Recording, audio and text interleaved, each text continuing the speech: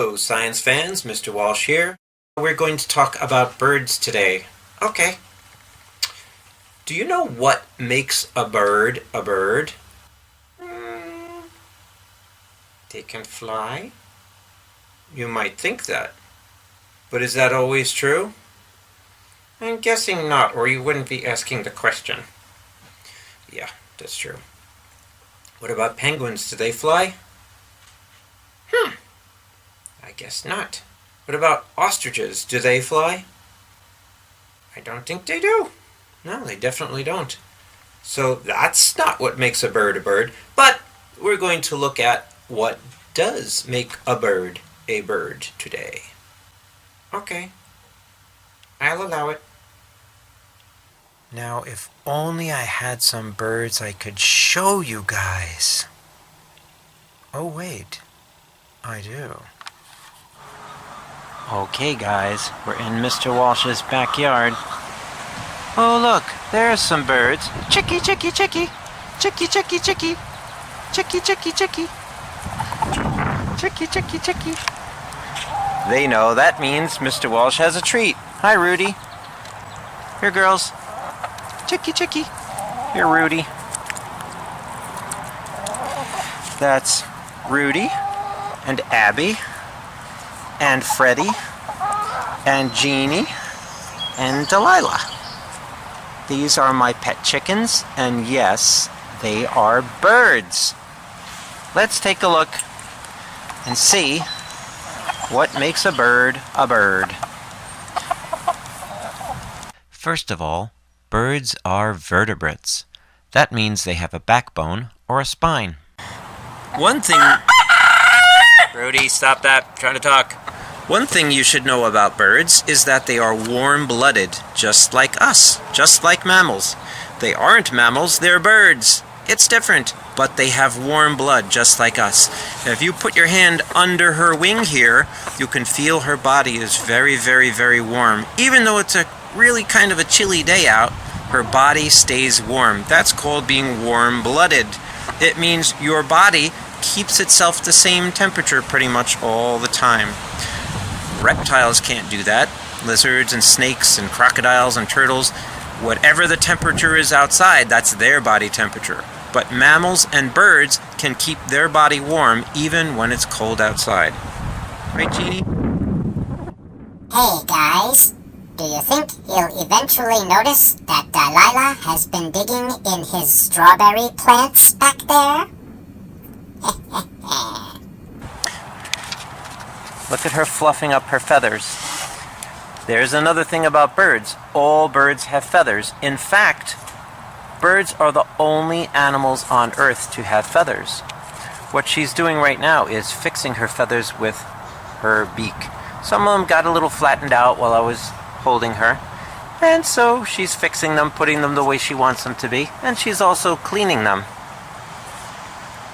Aren't you, Jeannie?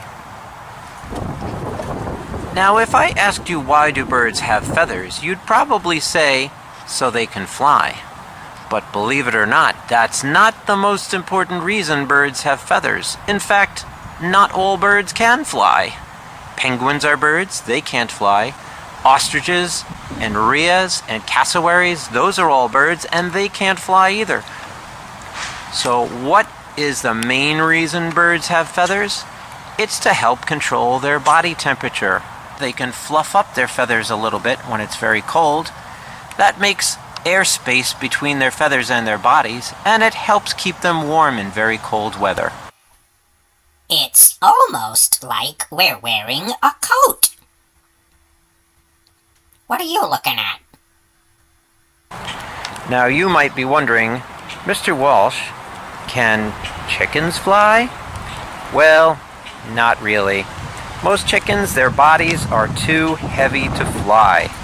A small, lightweight chicken like Rudy can fly a little bit. Like if he really wanted to, he could fly up over my fence. But that's about as high as he could get. Where are you going? I'm trying to make a video.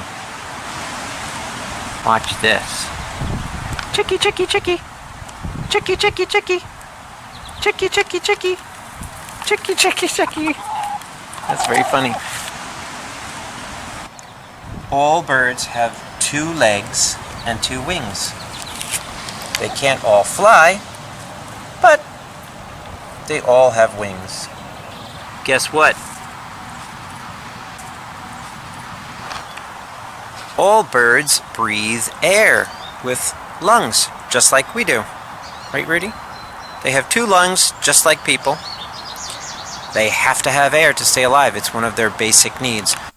Actually, a bird's respiratory system is more complex than a human's, but you will learn more about that when you get older. I'm a talking turkey. That's what. Haven't you ever seen a talking turkey before? Okay, stop staring at me. This is getting weird now. Goodbye. Let's look at Rudy up close. You see that hole on Rudy's beak? That's his nostril. That's where he breathes. They don't have a nose, but they do have that. They have a nostril to breathe through. They can also breathe through their mouth if they want to, just like people. Flashback. Hello, boys and girls. Mr. Walsh here with one of my pet chickens, Nellie. Nellie here. Sorry to interrupt, but I thought I should point out that when you look at me in that video, you might think, hey, there's something about her that doesn't look quite like a chicken. Well, that's right. I was only a pullet when this video was made. A pullet is a young female chicken, so I had not grown my comb and wattles yet. And I was not yet old enough to lay eggs. I was not a baby chick anymore, but I was not an adult chicken yet either. Okay, goodbye, and Merry Christmas. See what I did there? I thought I would have her help me show you what the bodies of birds are like. Nellie's a chicken, chickens are birds. Oops, you lost a feather. They are not covered in fur like a dog or a cat. That would be a mammal. She is a bird, so she is covered in feathers. I will show you her wing up close. Here, baby, let's show them your wing. She's covered in feathers, you see? That's what a feather looks like. Feathers. Also, if you look at her face, she does not have teeth. She has a very interesting mouth. She has a beak. Show them your beak, Nellie. Hello. Hello. And she has feet that are very much like a dinosaur's feet. See? They have scales and claws. In fact, if you ask a scientist, they will tell you that birds are a kind of dinosaur that never died out. They just changed a little bit over time until they look the way they do today. Right, my little baby dinosaur? You are such a good girl. I'm going to give you some yogurt as a reward. Nellie loves yogurt. Want some yogurt, baby? Here. Yummy! Thank you, Daddy. That's delicious. Bye-bye. End of flashback. If you look at the body of a bird and compare it to the bodies of some of the 2-legged dinosaurs, you'll see that it's not really too surprising that scientists believe birds are related to dinosaurs, because look how similar they are. Here's a picture of an ostrich compared to Gallimimus and Velociraptor. See how similar they are? They have 2 legs, they have a similar body shape, they have a long neck. There are some differences, but they also look the same in many ways. Scientists now know that some dinosaurs even had feathers. How do they know that? They found fossils of feathered dinosaurs. How cool is that? Another thing I'll bet you know about birds is that they lay eggs. Baby birds are born from an egg.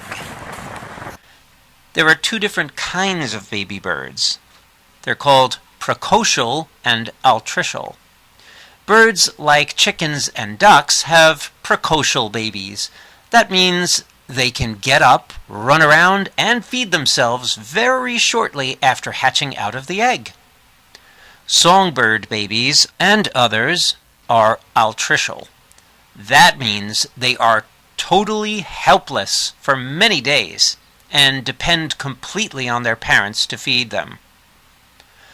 Both of these kinds of baby birds will continue to grow and get bigger until they're adults and can have babies of their own.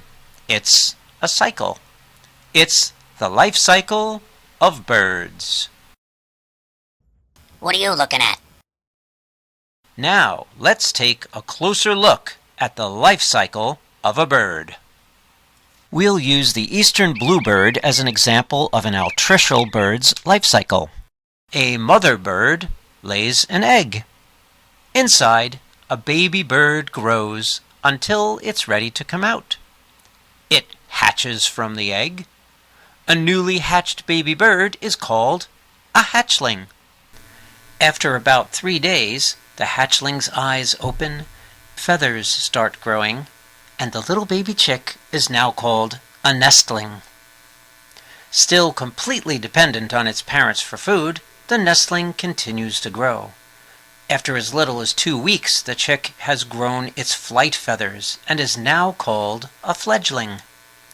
The fledgling begins learning to fly, and soon the young bird will leave the nest for good.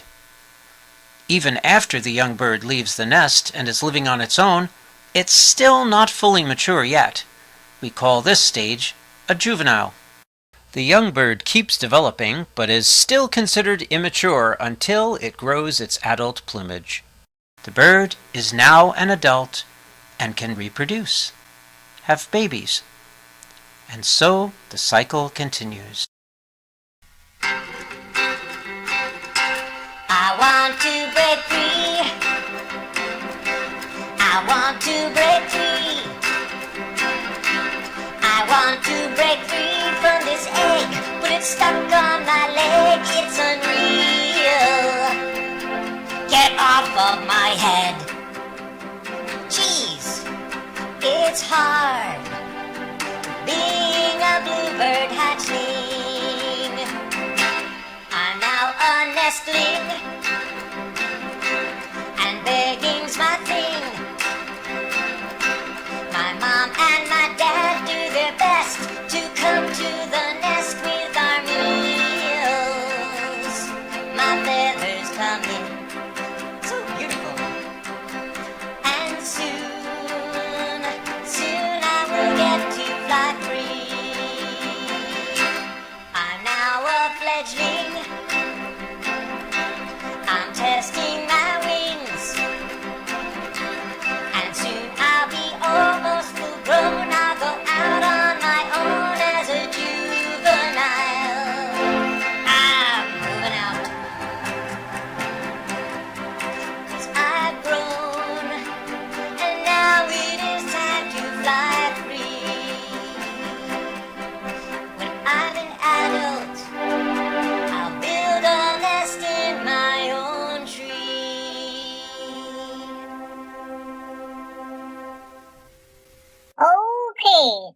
Now, like I told you before, bluebirds are altricial.